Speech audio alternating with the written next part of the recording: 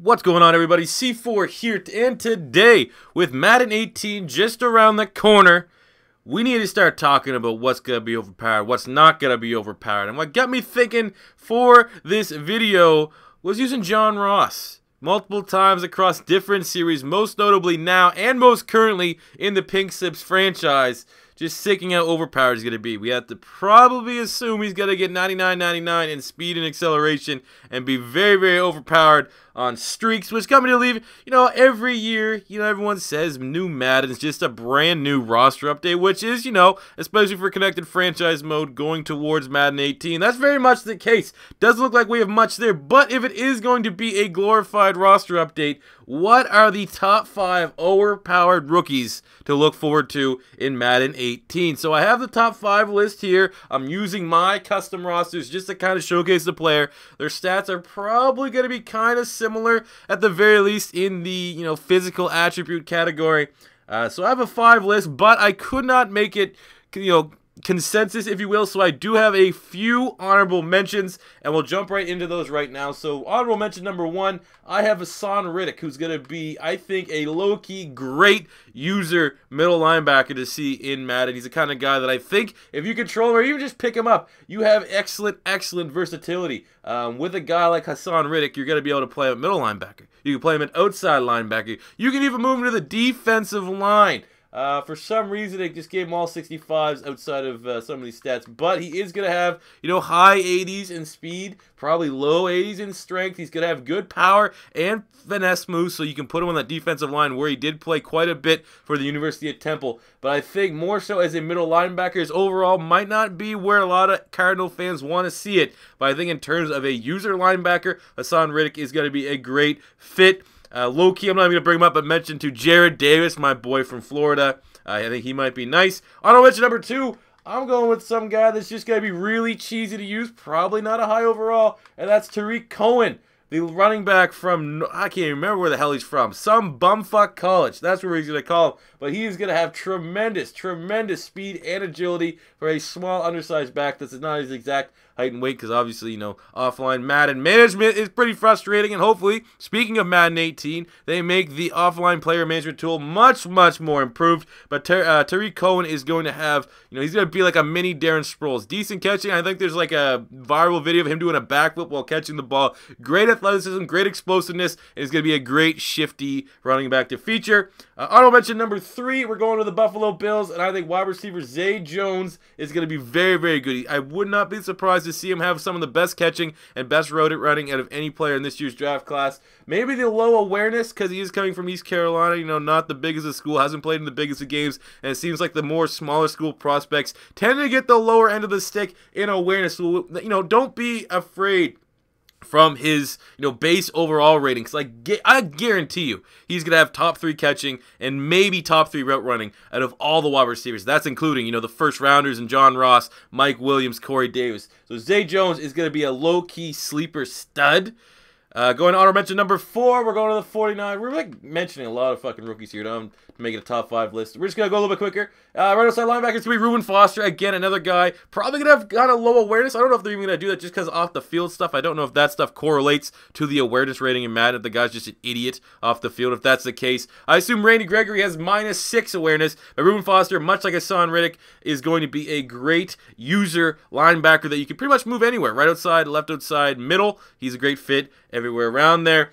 Going to the second to last honorable mention, it's on the Carolina Panthers, and it is going to be Curtis Samuel because speed is king. I would imagine he's going to probably have 94, 95 speed, somewhere in that range. I just gave him actually 94 speed and 95 acceleration. And what makes him good is he probably should have some decent ball carrier vision. I gave him 84, and he's going to have not terrible carrying, 75. So he's the kind of guy that if you don't want to use him at wide receiver, you want to get a little fancy, you could probably switch him to the middle linebacker, or not middle linebacker spot. I was thinking about Reuben Foster. You can switch him to the running back spot and have him just be OP out the backfield, kind of similar to Cordero Patterson in this year's Madden game, just to name a guy. And finally, finishing out here, just not making the cut. I originally had him at number 5, but I decided to bump him down. Maybe it's my Eagles bias. But that's going to be Evan Engram, the tight end from Ole Miss, because of the speed. Speed kills. I mean, you just have to look at someone like Darren Waller in this year's game. Obviously a little bit taller than Evan Engram, but basically a glorified wide receiver, kind of underrated in terms of overall, but very overpowered anytime you get to use him. I think that will be the case here for Evan Engram. So those are all my honorable mentions. I probably missed like some guy on your favorite team. I'm sorry. My deepest apologies. But we're going to jump in at number 5. It's a guy that I was on the hype train for a lot of the offseason when he got drafted. It was kind of disappointing. And it is going to be Joe Mixon, the running back on the Cincinnati Bengals. I think he's probably going to have, I would guess, 73, 74, 75, somewhere between there. And he is going to be, you know, reminds me of Darren Mcfadden. For those of you guys that have been playing Madden for quite some time, Darren McFadden coming in Arkansas was always the guy that had like 92 speed, but also had like 80-plus trucking to match it. Not a lot of rookie running backs that weren't, you know, elite caliber like the likes of another running back we're going to talk about here, which you probably know his name. Joe Mixon, that makes him underrated. So I think because of his underratedness is why I wanted to put him number 5, because everyone knows Evan Engram, who just, I guess, would technically be number 6. Everyone knows he's going to be the fast tight end to use it in this year's game. But I think Joe Mixon, he's going to bring a nice combination of really well-rounded stats. Plus his catching won't be bad. Look, 76 catching, so we gave him 74 route running. Had excellent hands. Pretty much in Oklahoma, he was technically, he could be classified as like the receiving back, where they had Samaje Perine trying to run between the tackles. He could do it all. I think he's low-key going to be a guy that you can get early on in your franchise modes. He could be your franchise running back because he could do it all. Moving on, number 4. It is going to be the number 1 overall pick, who they always make pretty goddamn good. Myles Garrett, the defensive end from the Cleveland Browns. I expect him to have everything. Everything from an athletic attribute standpoint is going to be high. We gave him 85 speed, 88 strength, 87 acceleration to go with, you know, literally he's a kind of the type of player that's going to have a fine balance between finesse and power move. We gave him 84 tackling, 80 hit power, 84 power, 76 finesse. So you can use both. You know, you can spam your A and your B and your X, depending on whatever fucking console you're playing on. But Myles Garrett is going to be overpowered. I imagine he will have the highest overall out of any rookie, thus making him fairly overpowered. But what, you know, not just because he has the highest overall is what makes him overpowered. I think it's because he's so damn fast and so damn strong. You know, everyone from noob to the expert type player will be able to make use of him.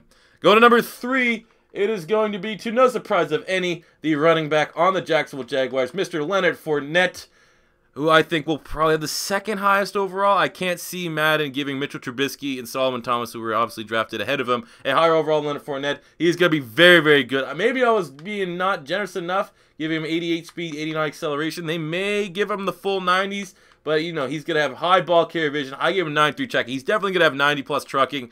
So he's going to be another one of those speed guys with great trucking, plus tremendous upside. It's going to be fairly difficult unless you do some cheese offline to get him in your franchise, unless you're doing the Jags, which I know I did my top teams to rebuild, and the Jags were on that list. So the Fournette would definitely, you know, suit your needs. You'll never have to draft a running back, essentially. He's going to be very overpowered. And when you look into the world of Mutt, I think he's going to have a pretty cheesy Madden Ultimate Team carry, if I'm being honest with you.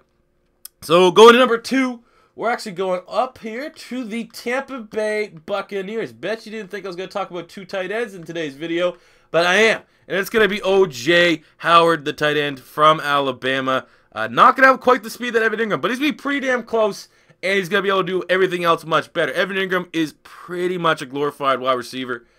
O.J. Howard is a true out tight end, 6'6", 250. He's going to have high 80 speed, not the 90 that Evan Engram got, but he's going to have high 80 speed, can actually chip in and run blocks, so you have him at the end of the line. He won't be just getting pancaked and blown over by defensive ends. He could probably hold his own for the most part, and maybe one of the best. He's probably got the highest catcher rating out of any of the tight ends that you're going to see in next year's game, and everyone knows that tight ends are very overpowered. I don't think they're going to make them any less overpowered in Madden 18. Throwing to a tight end, they're pretty much always wide open. And I think when you get a guy that's an absolute mismatched nightmare like O.J. Howard, it's going to just, you know, it's going to be real cheesy. I think that's my prediction for Madden 18 is that the tight ends, once again, are going to be very overpowered. And at the top of that list, it's going to be O.J. Howard, who also, I wouldn't be surprised because Cameron Brate's coming off a really good year. O.J. Howard ends up being the 2nd tight end on the depth chart. So that means you could take full advantage in your connected franchise modes because Madden is dumb, has really poor computer AI. O.J. Howard, I guarantee, will probably find his way on the trade block. It seems like anytime, even if it's a rookie that clearly is eventually going to be the starter, they will stir up all their fucking backups on the trade block. I would not be surprised to see O.J. Howard there consistently. And finishing up at number 1, Probably not a surprise to anyone. But it's going to be John Ross, Mr. 422 himself, because the 99 speed. Speed kills. It's always going to kill in Madden. And I don't think, if not this year, when are they going to go back to giving someone 99 speed, 99 acceleration? I mean, back in the day, Chris Johnson in his prime, he got that. I mean, I think he might have got 100 one year, back when they actually gave out 100 overall player attributes. So I think John Ross, he's going to get the 99, 99. Sure, his catching stats aren't going to be as high as probably Corey Davis, Mike Williams, Zay Jones. He might be number 4. He's definitely going to have top 5 receiving stats, but he's probably going to be the lesser of the other big names. But, the speed makes up for it. You've seen it countless times in my videos. John Ross, OP as shit. And I firmly believe they're going to give him the 99 because now that's going to be his thing now. That's going to be his marketing attribute. That's why, I'm not going to say it's going to shoved down your throat, but I wouldn't be surprised if he has some sort of bit during maybe the skill trade or something like that. They're going to bring up John Ross. He's going to be a popular guy for the foreseeable future, even if he doesn't pan out as an actual wide receiver here for the Bengals. So there you go, guys. Those are my top 5 overpowered rookies that you're going to see in Madden 18. If you agree or disagree with any of my prospects, let me know in the comment section below. If this is your first time stopping by, don't be afraid to hit that subscribe button. You like the video? Hit the like button. And until next time, C4, saying peace.